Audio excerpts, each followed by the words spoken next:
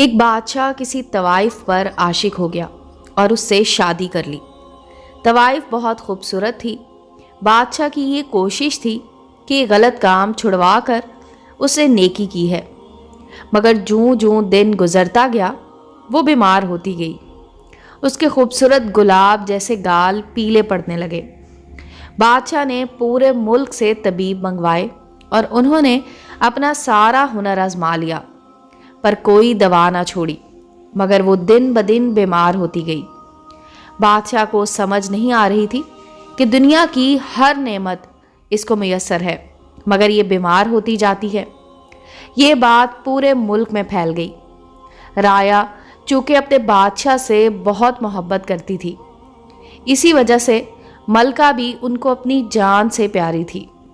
سب لوگ دل سے اس کی عزت کرتے، مگر ملکہ تھی کہ سوکھ کر کانٹا ہوتی جا رہی تھی۔ آخر اسی ملک میں ایک لوہار کا بیٹا بادشاہ کے پاس آیا اور کہا، اگر اجازت دیں تو میں ملکہ کا علاج کر سکتا ہوں، مگر میں جو پوچھوں گا آپ کو بتانا ہوگا۔ بادشاہ نے کہا، ہاں پوچھو، کچھ بھی پوچھو، مگر ملکہ تندرست ہونی چاہیے۔ لوہار نے کہا، آپ خاطر جمع رکھیں، بس یہ بتائیں کہ ملکہ کو آپ کہاں سے لائے ہیں؟ یہ کون ہے؟ کس کی بیٹی ہے؟ کیا کوئی شہزادی ہے؟ بادشاہ نے کہا، نہیں، یہ ایک طوائف تھی۔ اس کی خوبصورتی پر میں مر مٹا تھا۔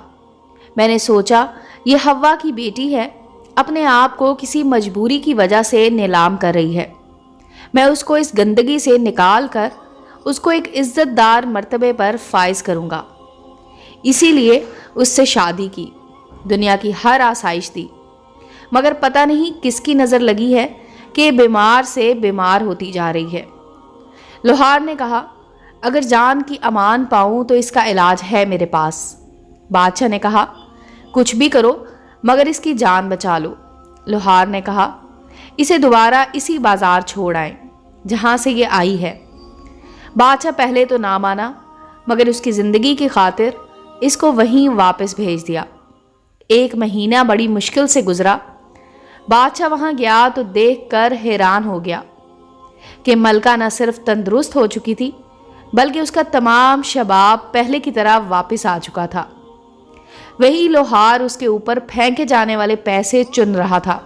بادشاہ کو دیکھا تو پاس آیا اور عرض کی، حضور، جس کو در در پر جا کر، شہر شہر جا کر روٹی کھانے کی عادت ہو، وہ ایک جگہ قید ہو کر بیمار نہیں ہوگی تو کیا ہوگی؟ بادشاہ ساری بات سمجھ چکا تھا، وہیں اس کو طلاق دے کر واپس چلا گیا۔ امید ہے دوستو سٹوری اچھی لگی ہوگی۔ چینل کو لائک اور سبسکرائب کریں اور بیل آئیکن کا بٹن دبانا مت بھولیں تاکہ ہر نئے آنے والی سٹوری کا نوٹیفیکیشن آپ کو مل سکے۔ ملتے ہیں اگلی سٹوری کے ساتھ۔